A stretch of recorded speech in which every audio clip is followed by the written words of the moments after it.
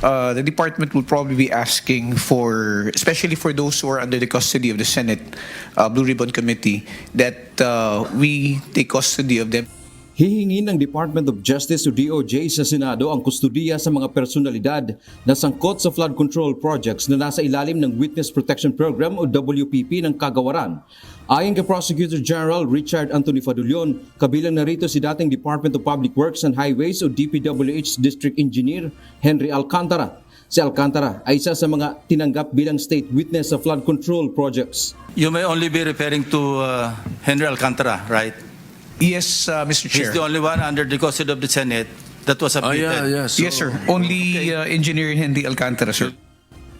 Nakapagsauli na ito ng kabuuang 180 million pesos mula sa iligal nitong kinita sa maanomalyang mga proyekto.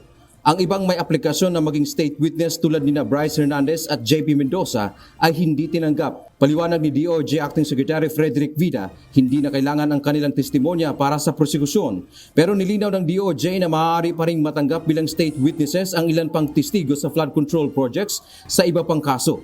Kaya naman si Senate Blue Ribbon Committee Chairperson Senator Panfilo Ping Lacson, pinalalakas ang loob ng iba pang testigo tulad ni Bryce Hernandez.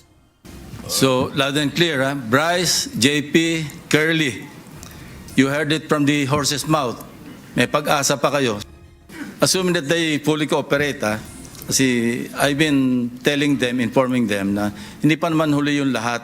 And the committee may even recommend through the Senate President, once they fully cooperate, we are not totally disclosing the possibility of these witnesses who applied that they will no longer be considered in future cases.